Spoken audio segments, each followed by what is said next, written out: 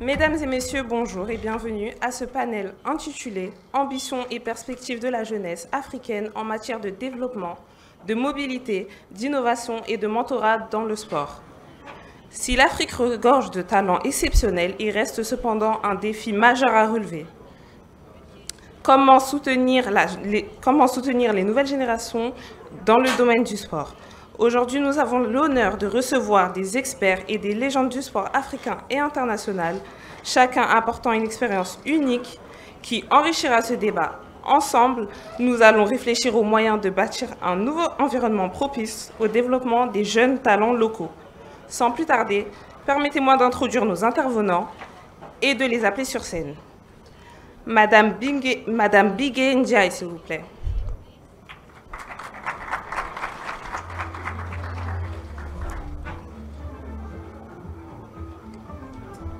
Monsieur Moussa Diédhiou.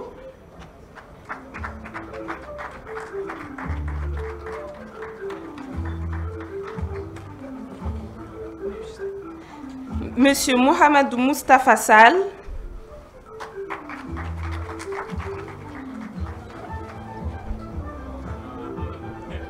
And finally, Mr. Brian Djanga.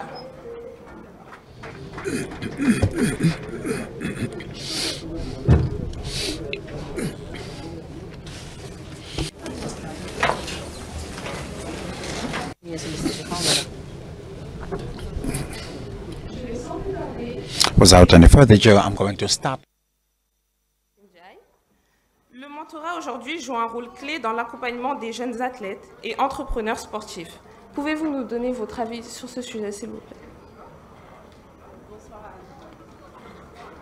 Bonsoir à tous et à toutes. Donc, moi, c'est Bigué Ndiaye et merci pour la question.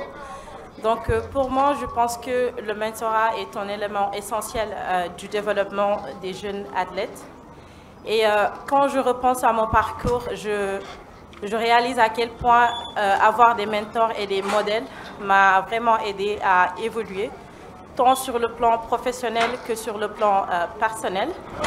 Et aujourd'hui au Sénégal, on note qu'il n'y a pas beaucoup de programmes de mentorat qui sont disponibles pour les jeunes. Et de ce fait, les jeunes sont livrés à eux-mêmes. Et il faut savoir que le mentor n'est pas seulement là, ce n'est pas une personne qui sert seulement à donner des connaissances techniques, mais c'est une personne qui est là, qui joue un rôle très important dans le développement personnel, la gestion des émotions, ou même le plus important qui est l'orientation de carrière. Parce qu'ici, il y a beaucoup de jeunes qui sont talentueux, mais sans cadre ni guidance. Ils peinent vraiment à évoluer. Donc, de par mon expérience avec la Seed Academy, ou bien la NBA Africa, ou bien le Basketball Africa League, j'ai vraiment su la différence que l'accompagnement peut offrir.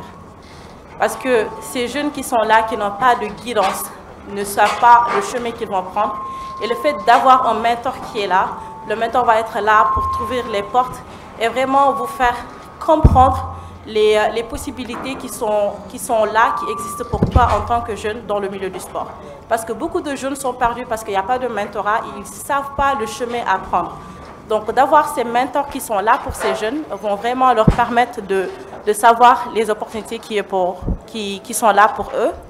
Et je peux dire que les jeunes qui bénéficient d'un mentor ont beaucoup plus de chances d'être résilients face aux défis, mais aussi de connaître les possibilités qu'il y a pour eux.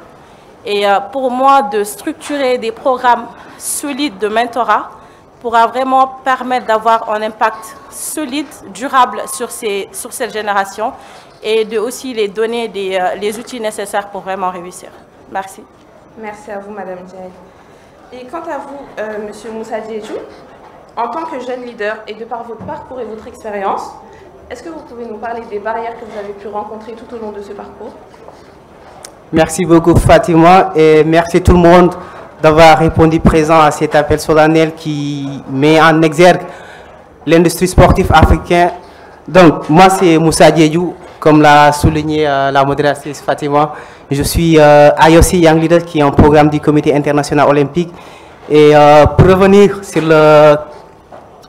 le problème du mentorat, du manque de mentorat, c'est un souci qui est là parce que ici en Afrique, le Sénégal particulièrement, ce n'est pas les formations ou bien la qualification qui nous manque, mais plutôt le suivi.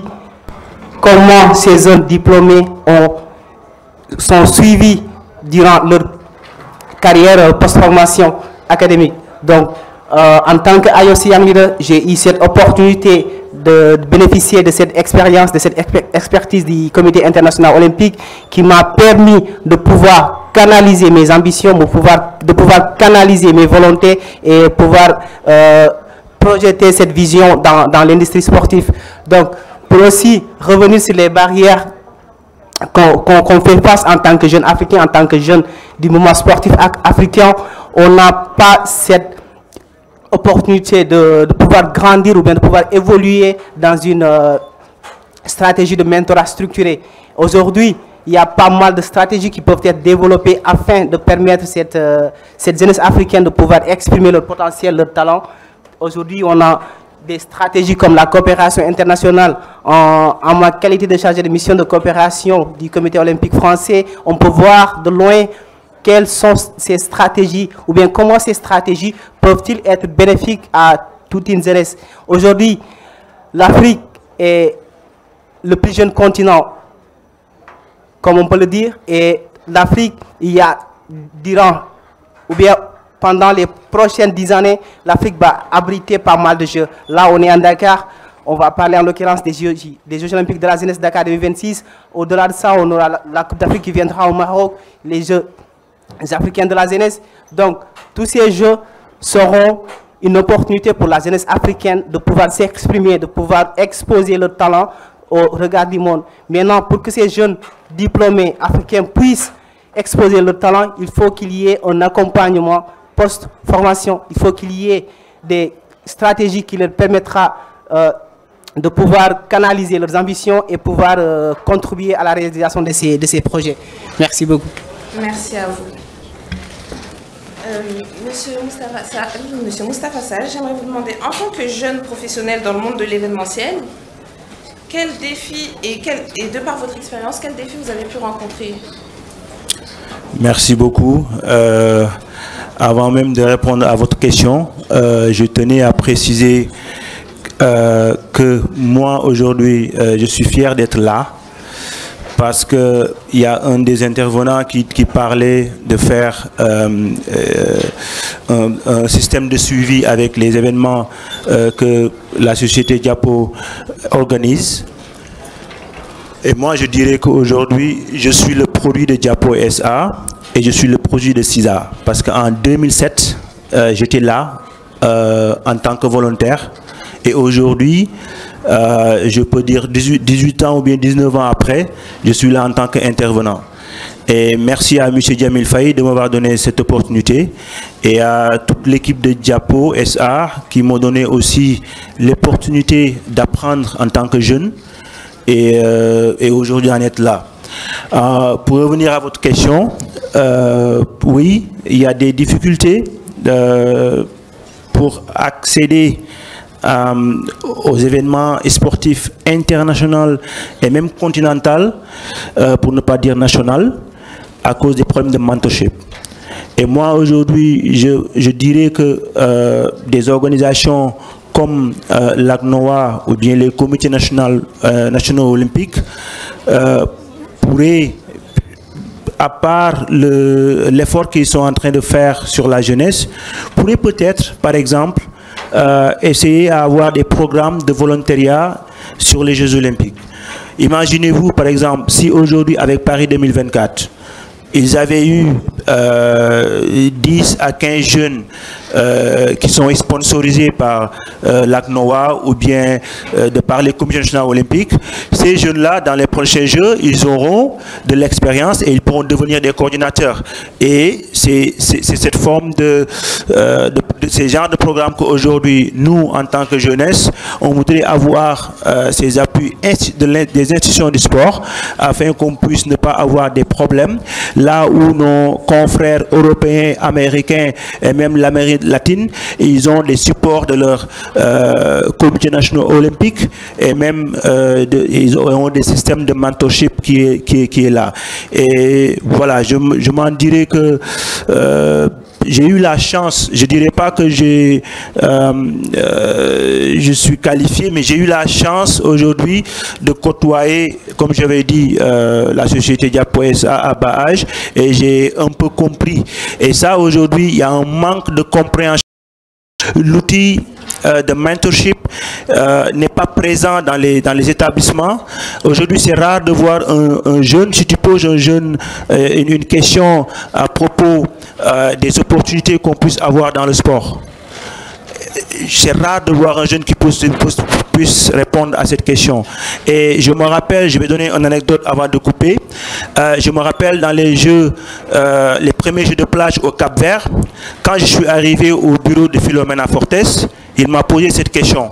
Il m'a dit, Moustapha, en étant un Africain et en vivant juste à quelques heures de chez moi, comment se fait-il que c'est un Américain qui a écrit un email pour me donner pour me recommander de vous.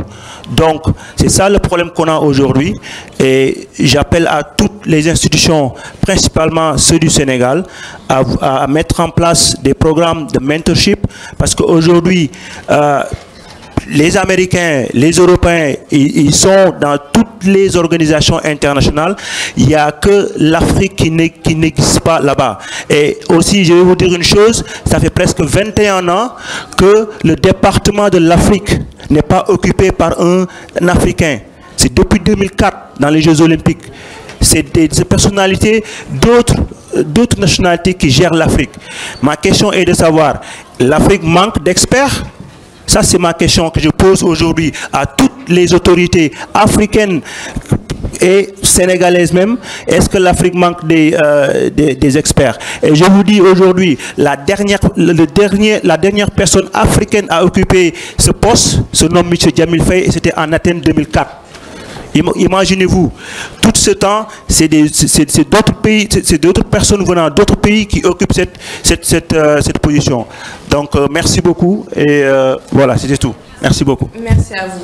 Je vous rejoins sur le fait que l'un des enjeux majeurs du sport est d'encourager une participation active des jeunes, non seulement en tant qu'athlètes, mais aussi en tant qu'acteurs du développement du secteur.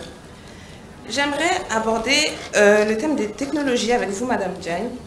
En tant que jeune athlète, comment les nouvelles technologies et les réseaux sociaux influencent-ils la manière dont les jeunes abordent-ils le sport aujourd'hui? Merci pour cette question. Il faut savoir que la nouvelle technologie et les réseaux sociaux transforment la façon dont les jeunes, vivent le sport maintenant. Et il faut savoir qu'il y a des opportunités incroyables que la technologie offre. Donc, les jeunes ont plus facile d'accéder à des entraînements en ligne, ou bien d'apprendre des coachs du monde entier. C'est beaucoup facile pour eux d'être en contact avec la communauté qui partage leurs passions et qui peuvent les inspirer. Et ces réseaux sociaux, les jeunes peuvent se faire repérer, entrer en contact avec des professionnels, et via les plateformes comme Instagram, YouTube ou LinkedIn. Mais il faut savoir aussi qu'il y a des risques. Il y a déjà le premier point que je veux soulever, c'est la pression sociale et la comparaison. Parce qu'il y a certaines jeunes qui voient des performances exceptionnelles sur les réseaux sociaux et peuvent se sentir inférieurs, ou bien peuvent douter de leur capacité. Et le deuxième point, c'est l'obsession à l'image.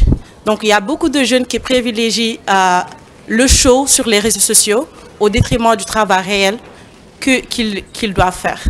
Donc, ça, c'est vraiment des risques. Et dans ce contexte, je vais revenir sur le mentorat qui est un problème ici au Sénégal, parce que dans ce contexte, le mentor va jouer un rôle crucial, c'est-à-dire d'aider les jeunes à utiliser ces plateformes de façon intelligente et de ne pas être submergés par la pression, et d'utiliser ces réseaux sociaux pour le développement, de montrer leur développement réel. Parce que je peux en témoigner ce qu'une bonne gestion des réseaux sociaux, comment une bonne gestion des réseaux sociaux peut ouvrir des portes. mais dans un autre cas aussi, ça peut être une piège pour ceux qui ne peuvent pas utiliser ces réseaux sociaux et avoir des limites par rapport à ça. Donc je crois que c'est une question qu'on peut parler davantage, parce que je peux dire que la technologie façonne l'avenir du sport. Merci. Merci à vous. And now, Brian Jonga, how do you think esports can create opportunities for young amateurs in Africa? First, I think it's key to let them be close to what they want to practice. For me, in my community, I realized esports or video games were being played behind closed doors, and it was considered something from the rich people. But if you look at me, I grew up in the slums. I used to go to a different place that was almost 20 to 30 minutes away from home to have access to what I loved. And then when I got to what I loved, even the people around me did not understand what it is that I loved. So I grew up around a lot of negativity just because people didn't understand what I was into. So I think this future we are living in, information is out there, one. Two, technology is where this future is heading. And I'm happy to be in the middle of it, just using video games.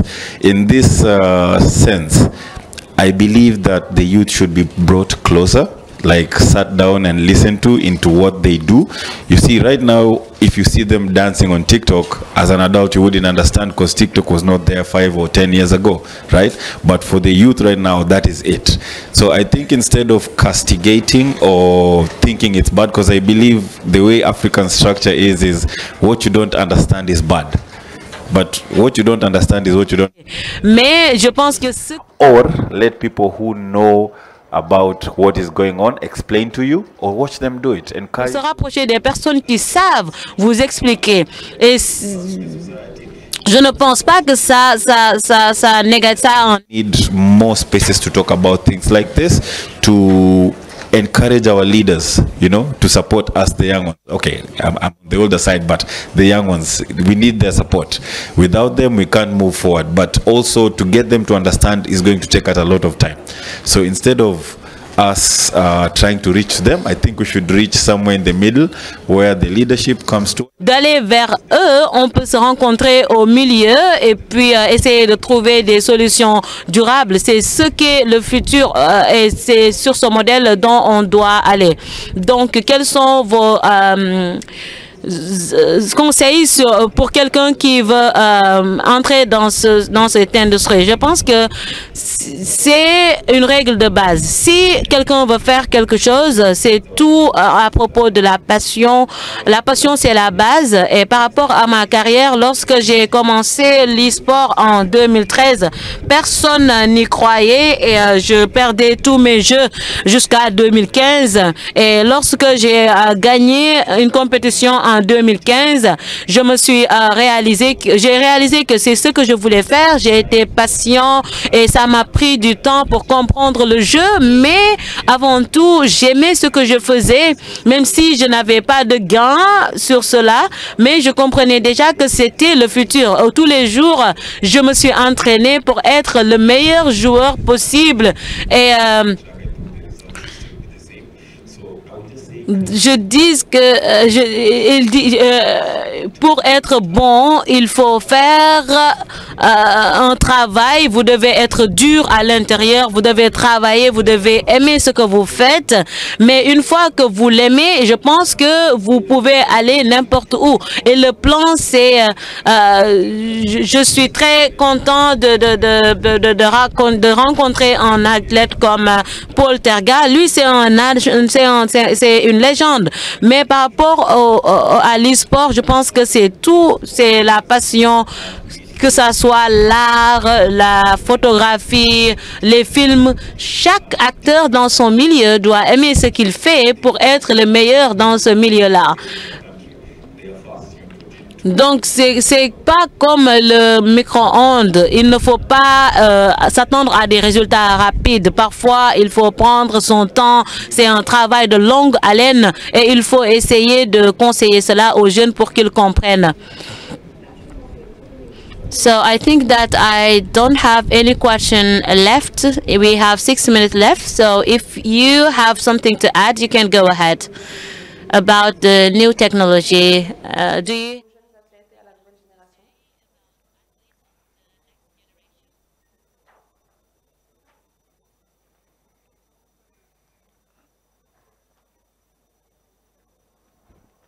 Vous m'entendez? Ok, merci beaucoup. Oui.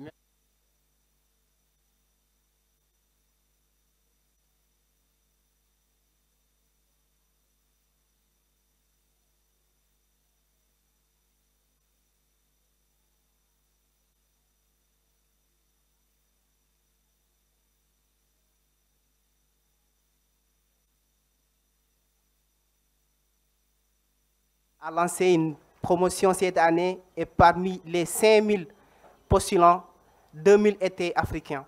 Donc 2000 jeunes africains sont prêts à exposer, à exprimer leur talent à travers le sport. Donc ce n'est pas les ressources qui manquent, c'est juste mettre en place des stratégies de coopération qui permettront à cette jeunesse africaine de s'exprimer. Là, on parle de l'intelligence artificielle, on parle des e-sports, on parle des réseaux sociaux, on parle en globalité de la technologie. Et quand on parle de ces sujets, ce sont des sujets jeunes qui sont maîtrisés par la jeunesse. Donc, il faudrait que ces instances africaines, que ce soit l'ACNOA, que ce soit les fédérations africaines, il faut qu'ils commencent à mettre en place des stratégies de préparation de la jeunesse africaine afin qu'ils puissent répondre aux exigences du mouvement sportif de demain. Et côté, pour revenir sur la jeunesse africaine, aujourd'hui, une dame m'a fait cette leçon de morale me disant « c'est bien de vouloir aller en avant, mais c'est très important de respecter les étapes. C'est très important. La vie est un chapitre qui se crée étape par étape, partie par partie. Donc, il ne faudra pas vouloir atteindre le sommet sans prendre les escaliers. Donc, à la jeunesse africaine, que ce soit dans le sport, que ce soit dans la gestion, le management du sport dans sa globalité, il faut toujours s'outiller, toujours se préparer en amont afin de pouvoir répondre présent quand l'appel sera là. Merci beaucoup. Donc, merci. Moi, je vais juste un peu rajouter sur la formation des jeunes, encore une fois de plus. Et je me rappelle aussi d'un programme qui a été mis en place tout en étant jeune, c'était l'UASU, qui se faisait dans les écoles. Et ce programme permettait aux jeunes de pouvoir s'initier à organiser des événements sportifs et aussi à participer à ces événements. Et comme je l'ai dit tout à l'heure, j'insiste à ce qu'aujourd'hui les institutions étatiques puissent refaire ces genres de programmes, quitte à ce que les jeunes savent à bas âge qu'est-ce que c'est que l'importance du sport, le pratiquer, mais aussi après la carrière sportive, qu'est-ce qu'il faut faire, quelles sont les opportunités. Je pense que ici, si M. Olivier Niamki était là, il pourrait peut-être vous en parler de solidarité olympique, que les comités nationaux olympiques ont l'opportunité qu'ils ont de développer ces genres de programmes ou bien même d'aider la jeunesse. Donc, ce serait comme notre confrère l'a dit, we don't need to do it in a microwave way, right? So it's always have there's a level of way of doing things. So when you're going through a process, it has to be through the young age. Vous devez le commencer à un bas âge. Et lorsqu'on parle du bas âge, ça commence par l'école. L'école, c'est la meilleure manière d'introduire n'importe quel sport ou d'apprendre quelque chose à des enfants, d'enseigner quelque chose aux enfants. Donc, je vais demander une fois en anglais, toutes les institutions de ANOCA, des NOCs, des institutions de sport doivent appuyer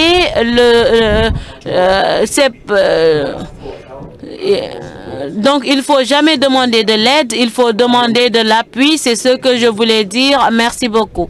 Merci à tous. Aujourd'hui, comme vous savez, le monde